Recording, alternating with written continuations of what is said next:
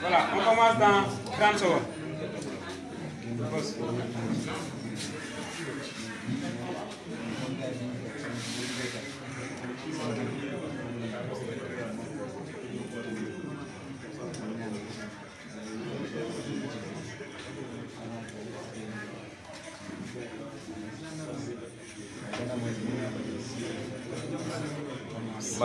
Ana El Malik. C'est bon, dans 10 secondes. Yeah.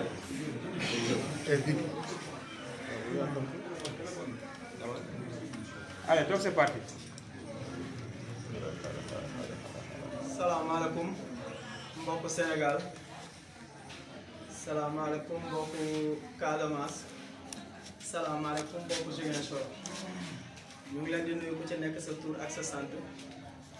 di wax nag avant ñu commencer point de presse bi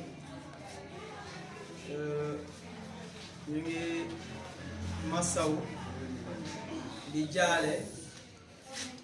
famille yi nga xam ni ñoom ñoo ñàkk seeni doom ci événement bu jot a xew Sénégal démb victime Dakar bi ñu ngi massaw famille am di leen jaale Ziguinchor ñu ngi massaw seen famille di leen jaale Bignona ñu ngi massaw famille Abdoulaye di leen jaale di leen wax nag point de presse bi li ko waral tey mooy jeune Ziguinchor yi du ma sax ne Ziguinchor Casamance laay wax jeune Casamance ak jigéenu Casamance ñoom ñoo am benn message bu ñuy lancé Macky Sall ak nguuram su ma nee Macky Sall ak nguuram mooy le président Macky Sall ak le procureur ak sa gendarmerie suñu message bi ñoom lañ koy adressé procureur bi nag Macky Sall liñ koy wax mooy nguur jarul yenn yi Macky Sall nguur jarul yenn yi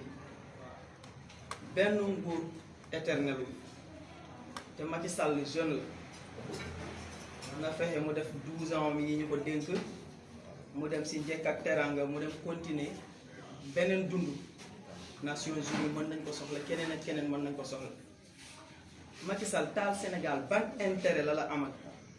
ban intérêt la taal Sénégal amal parce que gis nañ ni yow ci loolu nga nekk xaw ma nag kan moo la yóbbu pour nga taalal ñu Sénégal mais dañ lay ñaan rek ngir yàlla Sénégal bi ñun ak yow ñoo ko bokk bu ko kenn taal ñu am lu ñu métti nag bokk ko wax su ma génnee ci Macky Sall ñëw ci procureur am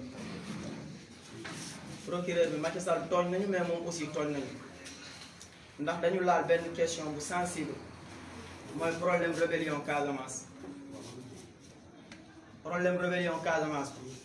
Macky Sall ak procureur am ngir yàlla li laa war a suuri ñaan nañ leen rek su ngeen mënul compatir ak ñun ci presque 40 ans de souffrance yi ñu dund ñaan nañ leen ngeen bàyyi ñu ak suñu problème parce que cette fois-ci vous êtes allé trop loin problème Casamance nag vraiment loolu vous êtes allé trop loin lu ñu leen di ñaan mooy ngeen xoolaat seen comportement parce que nguur jaru ko di ñëw nag ci li jot a xew fii démb mooy manifestation bu préfet yi bañ a autorisé Dakar ak Ziguinchor manifestation yi nag li ci xew dañuy delluwaat depuis mars 2021 ñu def benn constat boobu xamuñu nag lan moo ko waral mais bu taxul Ziguinchor waaye wala Casamance yi dinañu jël seen responsabilité agir après fu mu yem rek ñu xam ni loolu na ko nekk jël responsabilité parce que trop c'est trop.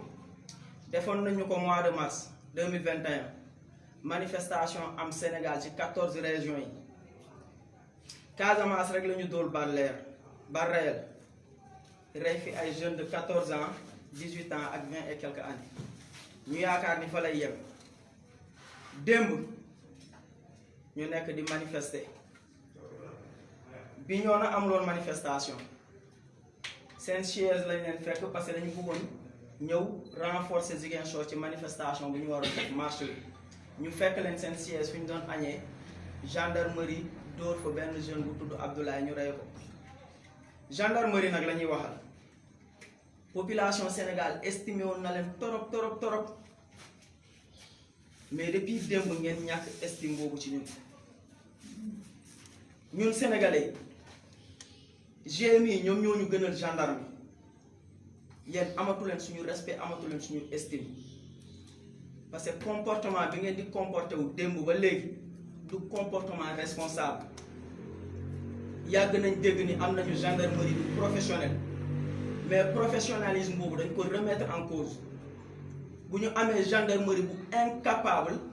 tenir face à des jeunes durant 3 heures de temps ñu craqué ba di utiliser ay balles réelles di ko dóor ay jeunes gendarmerie boobu professionnalisme dañ koy remettre en cause te amatu leen suñu respect yéen parce que pour ñu respecté wul du ñu la respecté gendarmerie revoir leen seen comportement yéen a ngi dox ci ordre Moussa Fall waaye bu Moussa Fall di fay yéen ñi nekk di ko jàppale ci terrain bi di ngeen fay ndax lii duñ ko bàyyi mu nekk impuni mënul nekk gendarme yi def liggéey bi nag démb Ziguinchor xam nañ leen ñu ngi leen di jéem a identifier parce que benn escadron bu jógee Kidira la ñu wax dëkkuñu sax Ziguinchor te pare gendarme yi nekkoon pharmacie Néma ñoom ñoo def liggéey bi te man maa ngi woon foofu depuis 16h ba 19h bi ñuy def seen jëf ju ñaaw ji ñun ñu ngi woon foofu donc dinañ leen identifier parce que ay sénégalais ngeen ñun ay sénégalais lañu mënuñu cotiser suñu xaalis jox leen tenue mettre leen dans de bonnes conditions pour ngeen assurer suñu sécurité ngeen jëlaat xaalis boobu dem jënd ay balles réelles di ñu ko dóor duñu leen fa bàyyi gendarmerie laa wax ñun depuis démb respect bu ñu jox jeunes yi joxuñu leen ko yéen gendarmerie bu Sénégal yan la ñuy waxal parce que ay gendarme yi nga xamante ni ay xale yu ndaw ñoo yor ay xeer téye leen 16h ba 18h mënu leen tenir loolu ngeen craqué ba di jël ay balles réelles di leen ko dóor war nañ xoolaat yan genre gendarme la ñu yor Sénégal loolu benn la mooy xam nga wax nañ ne dinañu leen identifier parce que ñi fa nekkoon gis nañ leen ñun ak ñoom ñoo nekkoon ci front bi 3 heures de temps gendarmerie escadron bi Kidira la jógee xam nañ leen dinañ lijjanti ba lii mu nekk impuni parce que tam sol tenue mayu la droit bi nga xam ne lu la neex nga teg ko population loolu dafa war a jeex Sénégal dafa war a jeex Sénégal man dama yaakaar ni suñu gendarme yi sax duñu xool par exemple manifestation yi am ci yeneen réew yi Europe ngay gis manifestation bu am ay force de l'ordre ñëw taxaw waxtaan ak manifestant yi ba ñu am jàmm ñu tasaar mais fii tant que dóoruñu lacrymogène ñoom gëmuñu ni dem nañu manifestation te loolu du comportement responsable loolu dañ koy ñaawlu te aussi lan moo tax question bu ñuy posé Macky Sall mooy lan moo tax saa yu manifestation amee Sénégal ay doomu Casamance rek ñoo ciy daanu question boobu bëgg nañ ko posé Macky Sall nit nag boo ko sësee ci muur bi day fi ñun nag dañu sës ci miir beneen information bi mooy jàpp nañ ay jeunes su may wax ci gendarme bi sax mooy jeunes yi ñu jàpp démb xëy nañu tey ci suba suñu responsable yi dem gendarmerie Néma pour xool jeunes yi ñu fa jàpp gendarme yi ne duñu collaborer xamuñu sax ñun ba fu ñuy wax ak yéen xamuñu ñaata jeunes la ñu jàpp gendarmerie Néma ñu dàq suñu responsable ñu dem policier Amatoñ commissaire bu fa nekk mu collaborer vraiment ñu ngi koy jaajëfal mu xamal ñu si yan condition la jeunes yi nekk ak ñaata jeunes la fa yor lu ñuy ñaawlu tam mooy commissariat central ak commissaire bu fa Macky Sall baay suñu responsable yi bu ñu fa eggee di leen laaj situation mu xale yi ñu def fa jëf ju ñaaw ñoom policier itam commissaire bi wàcc si ñëw di nuyante ak gii ni ñuy yaakaar day nuyante ak moom mu yóbbu ko ba ci gri yi ne ko dugal kii ne ko lu tax may dugg xam nga professionnalisme bu may wax rek mu ngi nii ba léegi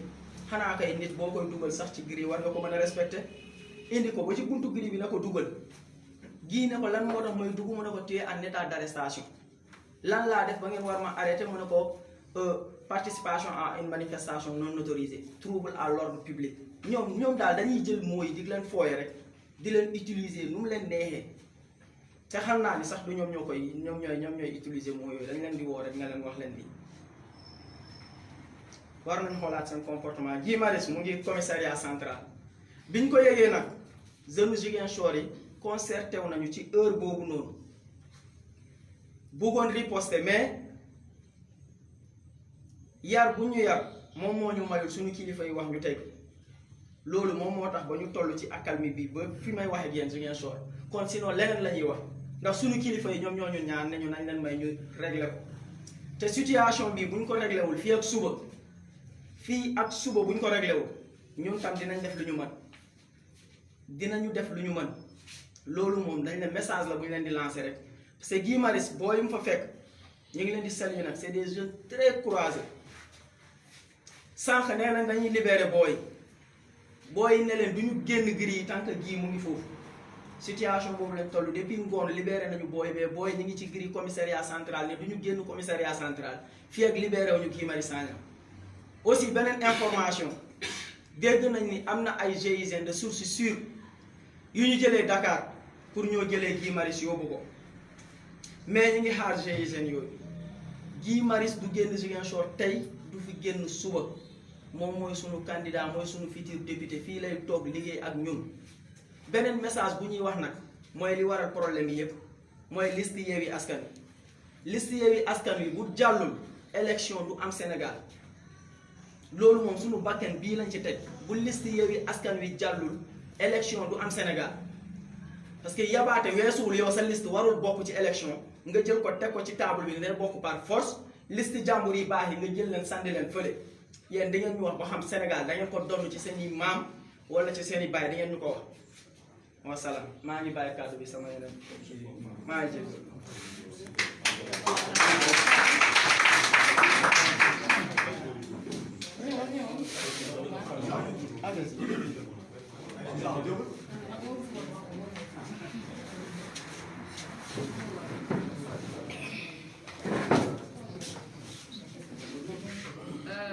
asalaamaaleykum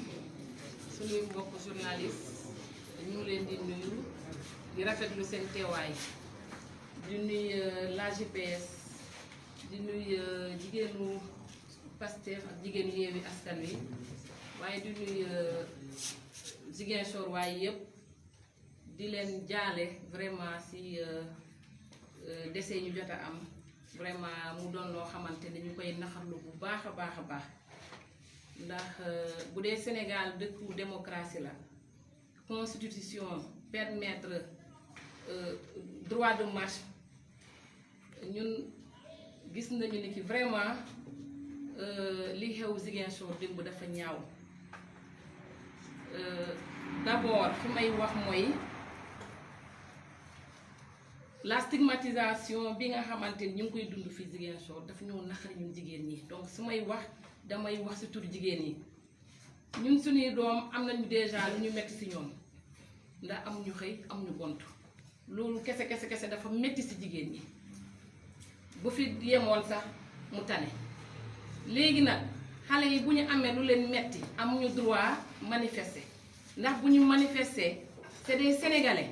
ñoo leen di tirer ay balles réelles dina leen rey ci gendarmerie boo xamante ne walla police boo xamante ne daf leen war a aar donc nous on comprend plus dans quel pays nous sommes il faut que ça cesse suñuy doom nag dañoo am droit manifester bu ñu amee lu leen naqari léegi nag bu ñu génnee ay sénégalais ñoo leen di tirer ay balles réelles ñun loolu ñun jigéen ñi mënuñu ko nangu li tax jeunes yi di génn loolu ñun ñëpp xam nañ ko ndax sunu président mi nga xamante ne mooy le maire Ousmane Sonko Macky Sall kenn xamul fu mu ko bañee te il est sénégalais comme tout le monde lu mu ko toppee il faut que moom mu taxaw wax sénégalais fan la ko toppee dafa doy moom nee na il n'a jamais perdu les élections lu muy ragal Ousmane Sonko na ko bàyyi ñu ànd élection mu won sénégalais ni moom il est capable de gagner notre président Ousmane Sonko man lecture bi ma am mooy daf ko bëgg a Ousmane Sonko rek la bëgg a éliminer ndax li fi xew c'est du jamais vu liste Macky comment on appelle la liste des suppléants mënul dem bàyyi beneen liste bi nga xamante ni mooy liste dëgg teguñu ko fenn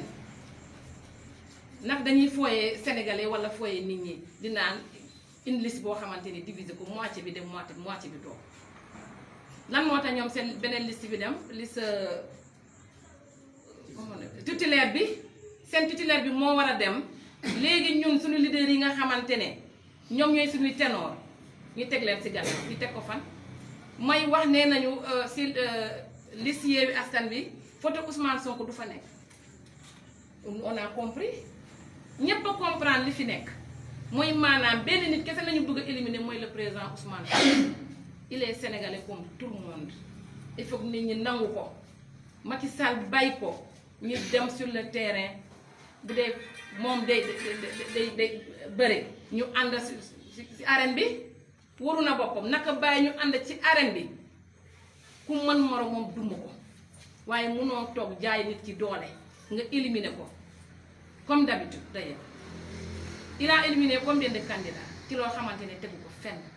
il faut que ça cesse le Sénégal nous appartient tous loolu la ñu bëgg ñun jigéen ñi mënul profité ci lii di def lu ko neex ñun jigéen ñi nag duñ ko bàyyi dañuy dem ba fu mu yem neex duñu des gannaaw duñu nangu encore ni ay gendarmerie wala police di tirer suñu jeunesse bi duñ ko nangu foofu laa newoon ma wax ci au nom de toutes les femmes ñiy naxarlu bu baax a baax li nga xamante ni mi ngi xew Sénégal ñu bëgg mu dakk merci beaucoup.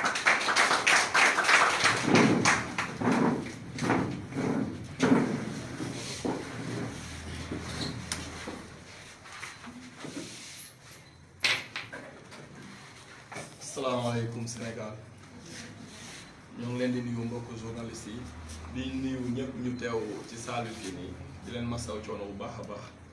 ndax ce n'était pas évident ngeen ñëw vu que mu ngi doon wis boobu ba léegi mënoon ngeen toog seen i kër mais vous avez charmé votre courage pour ngeen ñëw assister conférence point de presse bi di jaale suñu martyrs yi gaañu di leen jaale seen i wéjur di leen wax ne ñoo ngi bokk ak ñoom naxar bi di leen xamal aussi ne si jaamu yàlla dëgg la seeni doom dee la seeni doom faatu ou bien si jaamu yàlla dëgg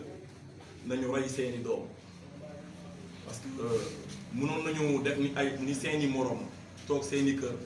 bëgg lu yomb na ataaya wala nekk si lu leen neex wala dem lijjanti xaalis yi nga xamante ne moom nañuy fooye waaye defuñu ko seen réew heure bu mu nekk ci guuta ñoom dañoo taxaw ne déedéet parce que umpul kenn Sénégal ni réew mi doxul ci secteur yëpp nag boo jëlee suñu système éducatif dafa paralysé boo jëlee suñu santé dafa feebar boo jëlee suñu sécurité dafa nërmeelu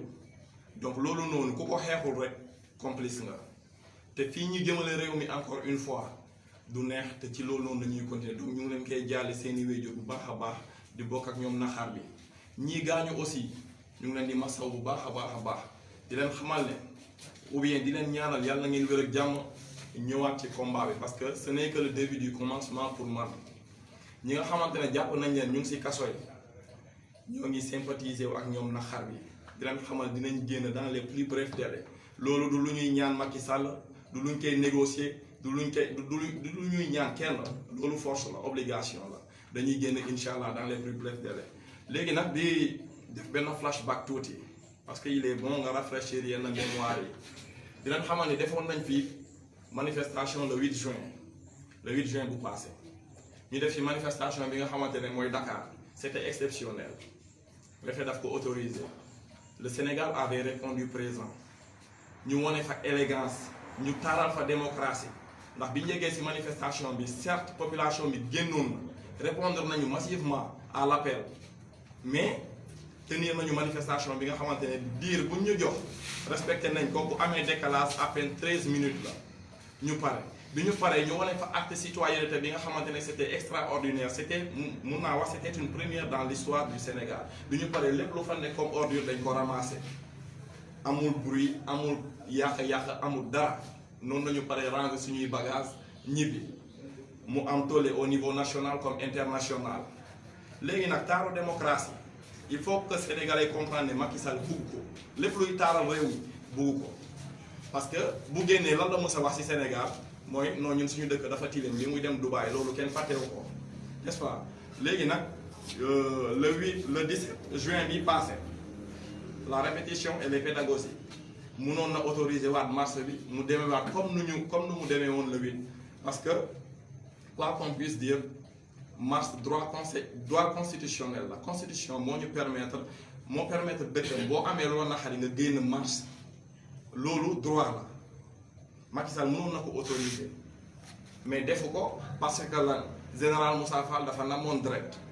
événement marche yi jàll na 14 morts la encaissé bilan léegi comme namaat na yeneen direct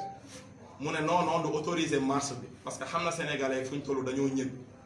ndax mënuloo nekk ci souffrance bu extraordinaire bi nga xamante ne je peux ériger celle-ci même au rang d'un critère absolu pour wan la métit bi fu mu toll sénégalais lu ñuy dund nu mu métier quoi au fait général Moussa Fall mu ne du maanaam Sénégal ñu ne duñu autoriser marche bi te gis nga dey xaw ma ku mu bett waaye man bettuma ndax seeni ministre génnoon nañu fii def conférence de presse lu ñu doon wax ku dem ci marche bi bu ñu la reyee yaa perte depuis kañ la marche di renvoyer ak tueurs yi depuis kañ donc c'était prévisible seen bal yaa ngi nii ngeen ñëw jàkkaarloog ay civils yi nga xamante ne seen dëkk nu muy doxee moo leen neexul ñu am sañ-sañ taxaw ne déedéet d'accord ñu ci lii nga def lu naax ñu taxaw ne d'accord nañ nga jël bal yi di leen ko dóor lii moo gaañ booy yi moo rey yeneen yi est-ce que lii normal la ci réew bi nga xamante ne dañuy wax démocratie man pour man démocratie élégance la démocratie lépp luy créer désordre waru see bokk mais peut-être ñoom xam nañu beneen démocratie bu teg démocratie bii nii génn nañ ci 14 morts defuñu sax bilan enquête amut ñu ne waa ji bu booy génnatee dóoraat leen du mujj fenn parce que événement marche yaa ngi nii fàtte xaju fi ñi dee ñoom ñoo perte donc ñii bu ñu deewatee daa mel ni béy bu dee wala muus bu dee Moussa Fall na defaat na wóoraat yeneen renfort na dem gis ay seeni mbokku Macky Sall Baro wala keneen ki nu mu tuddaat sax mbaalo ñu aal ko seeni force de l'ordre ñu aal ko seeni gendarme seeni policier ñu ñëwaat parce que face à l'oppression la résistance est un droit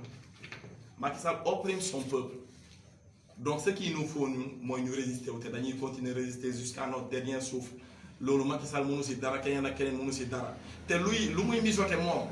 na ko génnee xelam wax nañ ko loolu laaxu ngenteem la mooy affaire troisième candidature loolu mënul nekk ñun mënuñu yor bakkan Macky Sall noog ñu ba fii nii muy am sañ-sañ taxaw wax day def troisième candidature loolu mënul am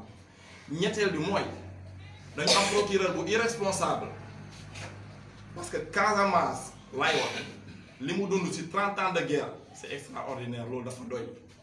waroon nañu mën a tenir discours yi yëpp sauf di ñu indil ay tâches de rébellion c'est trop dit dafa irresponsable procureur bi de même pied d'égalité que général Moussa Fall ñoom yëpp a yem kenn baaxu ci aussi dee safara la jëm je pèse bien mes mots Macky Sall nag mooy piloter loolu noonu yëpp ma leen ne xamal rek seen campagne de diabolisation yooyu ñu nekkee sénégalais comprendre nañ ko loolu moo tax saa yu ñu génnee wax foog ne wax nañ lu extraordinaire sénégalais taxawee en contre-pied dañuy génn diaboliser waa ji sénégalais taxawee en contre-pied te duñ leen tontu dañ leen toujours ci ay jëf nañ leen koy wone yàq na jéem nañ fi yàq waa ji mooy ci dossier mœurs bi ci élection yi ñu jëm nu mujjee lu musul am bu fekkee Ziguinchor moo fi am par exemple centre de vote yépp nañ leen dóor keroog maa ngi ko doon wax amut élément Macky Sall bu nekk Ziguinchor bu fi am base politique bu fi am base politique wax ma foo nekk fu sa base nekk ndax fekk nañ leen fépp dóor leen fa kenn amu fi base coolee fi nekk nag quoi ku weet mun nga mbëw mun nga wax lu la neex mais waa ji président Sonko moo fi nekk léegi nag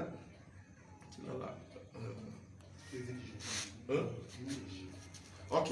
ñun lu ñuy laaj mooy otage yi ñu jàpp nañ leen bàyyi si nu mu gën a gaawee fii ba suba nag nañ leen war a bàyyi parce que bu ñu leen bàyyi on va passer à la vitesse supérieure lundi dinañu marche te dinañ déposer beneen marche pour vendredi ñu defaat ko incha allah loolu noonu moom kenn mënu si dara procureur na arrêté di ñu taxer rebelle man bu discrimination yooyu noonu muy def diggante Casamance ak Sénégal amul Casamance Sénégal la Sénégal Casamance la d'ailleurs benn président moo fi nekk muy Macky Sall donte gëmul ni moo ñu présider mais moom mooy président bi président légal mais illégitime comme nu ko président Ousmane Sonko di waxee ñun ñëpp ci loolu nañu ànd donte moom gëmu ko waaye nangul nañ ko léegi nag pour la discrimination boobu la après général Moussa Fall mu expliqué ñu lii te mu ibbi si enquête donte xam nañ du ko def mais luñ koy sas la rek enquête bi na ko mën a lillahi wa rasuli te li ñuy wax encore kilifa diine yi ku si waxul complice nga ñoom yëpp lu toll ni bésu vendredi président Ousmane Sonko am sañ-sañ comme ñëpp comme bépp jullit dem juma ñu téye ko buntu këram ne du dem ana ñu si def communiqué mënoon na jéem a fépp buuxante jàppante am foofu noonu boo yëpp jóg dëkk bi gën a takk lu fa xew noonu gën parce que day gën a am ampleur mais defu ko buñ ko teree julli dafa jël bagage am naka dem kan moo génn def communiqué si ñoom pour ñaawlu loolu quoi ne serait-ce que nga ñaawlu loolu parce que jullit nañu téye ne ko doo dem juma Baye Niass ak Léopold Sédar Senghor genre problème yooyu noonu xewoon na fi di ko ne benn jullit du julli Baye Niass duñ ko wax dafa fippu dafa résister donc kooku bu dekki woon tey donte moo ngi suñu biir ndax leeram moo tappe si président Ousmane Sonko mu sell bi ba mu am sañ-sañ résister boobu noonu moom bu fi nekkoon tey dina jàpp loxo Ousmane Sonko yëkkati ko ci kaw ne ko vraiment gaynde nga ñun nag mënuñu dara lu dul résister te dañuy résister jusqu'à notre dernier souffle. Merci beaucoup.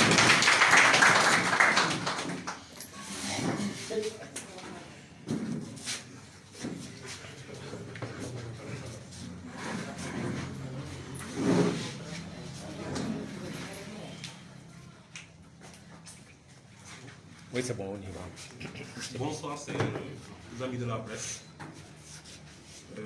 Nous vous remercions de votre présence. Donc, comme l'ont dit mes prédécesseurs, nous avons appelé à vous rencontrer aujourd'hui pour juste parler de la situation politique au Sénégal, mais particulièrement ici à Ziguinchor, voire la Casamance. D'emblée, nous voulons dire à Macky Sall, à son procureur et à tous ceux qui s'activent autour de lui de ne pas stigmatiser la Casamance et les Casamancés. Ça a commencé par le fait de faire des corrélations entre le PASTEF ou bien entre Yewwi Askan Wi et le mouvement des forces démocratiques de la Casamance. Je pense que nous avons opté à faire de la politique. Nous avons un parti politique légalement constitué. Nous n'avons jamais demandé l'indépendance de la Casamance.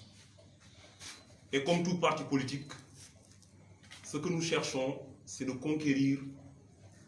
les suffrages des Sénégalais afin d'accéder ou bien de faire accéder notre leader, le président Ousmane Sonko, à la magistrature suprême. Je pense que ce serait même paradoxal de nous traiter de rebelles. Ils savent que nous ne sommes pas rebelles. Ils savent bien que nous ne sommes pas rebelles. Mais en fait, ils veulent juste dire à la population sénégalaise ou bien à l'autre parti qui n'est pas la Casamance que cet homme-là que vous appelez Kousselki, cet homme-là pour qui vous avez voté, cet homme-là pour qui vous sortez par milliers pour le défendre, n'est rien d'autre qu'un fils de la Casamance et par conséquent un rebelle. Je pense que nous leur demandons de façon très élégante d'arrêter cela. Et cela s'est matérialisé hier, puisque nous avons tous fait le constat, à chaque fois qu'il y a des manifestations, même si c'est national, c'est à Ziguinchor que les forces de l'ordre sont promptes à faire des tirs de balles réelles, comme si nous, on était des citoyens de seconde zone, ou bien comme s'ils avaient des dents contre nous. Nous voulons des explications par rapport à ça. Pourquoi vous, forces de l'ordre, à chaque fois que vous êtes appelés à faire des missions de maintien de l'ordre au Sénégal, un peu partout à travers le Sénégal, vous le faites sans problème. Vous utilisez des gaz lacrymogènes. Même les gaz lacrymogènes pouvaient même ne pas être utilisés. Mais en Casamance, à chaque fois que vous le faites, vous n'hésitez pas à tirer sur nous. Vous n'hésitez pas à tirer sur les enfants de la Casamance. Nous voulons des explications par rapport à ça. Et nous voulons dire à Macky Sall que ça doit cesser. Et on nous a dit que le général Fall est quelqu'un de sanguinaire. Et je pense qu'il a commencé à montrer qu'il n'est là que pour exécuter des sales boulots. Hier, il y avait la police, il y avait la gendarmerie. Je pense que par moment même l'armée était sortie. Mais les seuls qui ont tiré, ce sont les gendarmes. Les seuls qui n'ont pas coopéré jusque-là pour nous dire combien sont nos otages dans leurs locaux, c'est la gendarmerie. C'est dire donc que Moussa Fall est en train de faire plaisir au prince en tuant les fils de la Casamance, en continuant à verser le sang des Casamancés. Et je pense que nous, on n'a pas besoin de ça. Nous vivons déjà un conflit armé vieux de près de 40 ans. Je pense qu'aujourd'hui, venir encore vouloir martyriser les fils de la Casamance, je pense que c'est quelque chose à déplorer. Et nous appelons en cela tous les Casamancés pétris de justice, y compris ceux qui sont de l'autre bord. Puisque, en fait, ce qui est interpellé ici, c'est le Casamancé. De tous bords, qu'on soit de Yévi, que l'on soit de Benno, ou bien que l'on soit de toute autre partie, on doit savoir que les Casamancés doivent être respectés. Macky Sall doit respecter les Casamancés, tout comme les citoyens du Fouta ou bien d'ailleurs. Revenons maintenant sur la situation d'hier, je pense que c'était quelque chose à éviter. Ce qu'on avait demandé, c'est une marche pacifique qui ne nécessitait même pas un encadrement. S'ils nous avaient laissé en responsable, en patriote, on allait marcher jusqu'à notre point de chute, faire notre déclaration et nous disperser tranquillement. Et même les sachets d'eau qu'on allait utiliser, on allait les ramasser avant de s'en aller, histoire de leur montrer que nous, on n'est pas dans la politique politicienne, mais nous nous sommes inscrits dans la ligne du Broc à Ziguinchor. Mais ils ne l'ont pas fait. Ils ont interdit la manifestation. Ils ont barricadé les rues. Quand on a dépassé leur premier barrage, arrivé à leur deuxième barrage, ils ont commencé à tirer sur la foule, ce qui a créé l'intifada générale hier dans les rues de Ziguinchor. Et puisque le Ziguinchorois n'est pas de nature à être un peureux, on ne le connaît même pas, nous sommes nés révolutionnaires. Et un grand historien du nom de Georges Soria disait que les révolutions m'ont toujours fasciné parce que ce sont des seuils d'accélération de l'histoire. Et je dis à Macky Sall, que tu le veuilles ou pas, avec l'idéologie du PASTEF, avec le président Ousmane Sonko, l'histoire du Sénégal va s'accélérer. Ce qui est arrivé, arriva. Et puisqu'ils étaient déterminés, ils avaient reçu des ordres de tirer sur nous. Quand ils sont arrivés à bout de souffle, ils ont tiré sur d'honnêtes citoyens, ils ont tiré sur les jeunes. C'est le lieu vraiment de rendre hommage à ces derniers, mais également de présenter nos condoléances à leurs familles, aux patriotes, au président Ousmane Sonko, à toute la Casamance naturelle, mais également au Sénégal et à l'Afrique. Parce que notre combat là va au-delà du Sénégal, ça va au-delà de nos personnes, ça transcende les clivages ethniques, religieuses, voire même régionales. Ils doivent comprendre qu'il est temps que l'Afrique décolle. Et comme l'a dit le président Ousmane Sonko, nous ne pouvons plus accepter ces petits présidents. Et je ne dirais même petits. Ceux qu'on a aujourd'hui, c'est des minuscules. Ils sont très petits. Et tout ça, Macky Sall le fait parce qu'il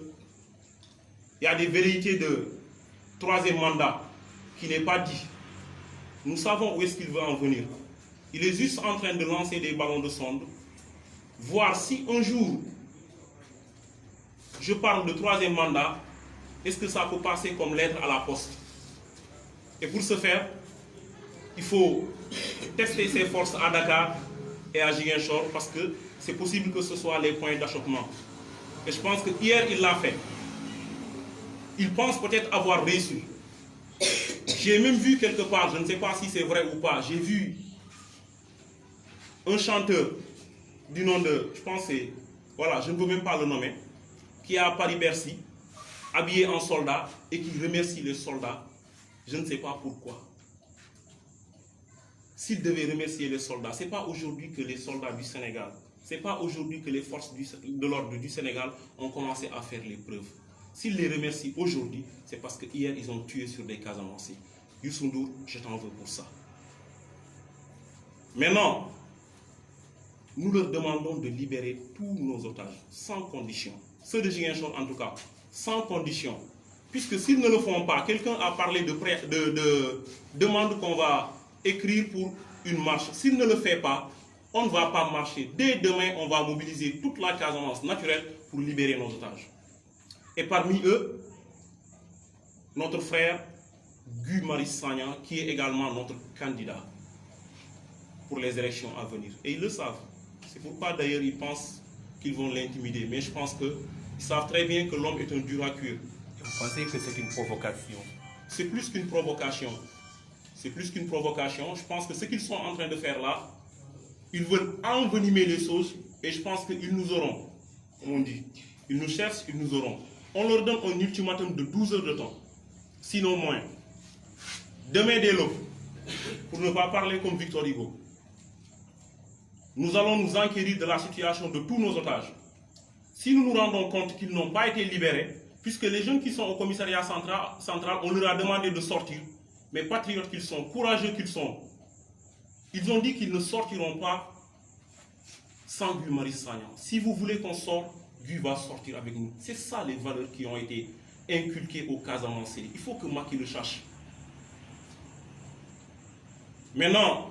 je vais terminer peut-être en m'adressant aux donneurs de leçons. Ceux qui nous disent, restez chez vous, ne sortez pas. Ceux qui vous font sortir, leurs enfants ne sont pas dehors. Je dis, nous tous qui sommes là, nous ne sortons pas avec nos parents. Nous ne sortons pas avec nos papas. Et pourtant, Ousmane Sonko est le papa d'autrui. Je pense qu'on doit se rappeler de ça. Ce qu'on veut leur dire, c'est que dans toute révolution, dans toute lutte, même pour les prophètes, il y a des parents, des amis, des voisins qui ont toujours dit, ne fais pas ça, si tu le fais, tu seras opprimé. Et pourtant, ces gens-là ont fait ça. Aline Sitoé, je la prends en exemple. Quand elle s'est levée pour défendre sa Casamance, pour défendre les dames de la Cabrousse, pour défendre les terres de la Cabrousse, sûrement il y a eu des gens qui ont dit à cette dame-là, tu es une femme, tu n'as pas l'âge, le blanc est plus fort que toi, ils sont plus armés, et pourtant elle s'est battue. Aujourd'hui, elle a été déportée, morte au Mali, et pourtant nous continuons toujours à célébrer Aline Sitoé, nous continuons toujours à donner à Aline Sitoé, au nom de Aline Sitoé, nos stades, nos ronds-points, nos édifices. Et où étaient ces gens-là qui avaient refusé de se battre à la place de Aline Sitoé Diatta? Ils sont dans l'omerta totale. L'histoire ne retiendra pas leur nom. Je pense que c'est aussi ça une révolution. Je vous remercie. Je pense que pour le moment, je n'ai pas une idée claire, puisque la coopération des forces de l'ordre, ce n'est pas aussi ça. Voilà, du coup, on ne peut pas avoir un nombre exhaustif. Mais je pense que... Ils sont au nombre de 20 au commissariat central. 20. Voilà, il y a des chiffres qui sont avancés à gauche, à droite. Je pense qu'on va travailler là-dessus. Tout compte fait, tout le monde doit être libéré. Sinon, voilà, dès demain, on leur montrera de quoi on est capable. Merci.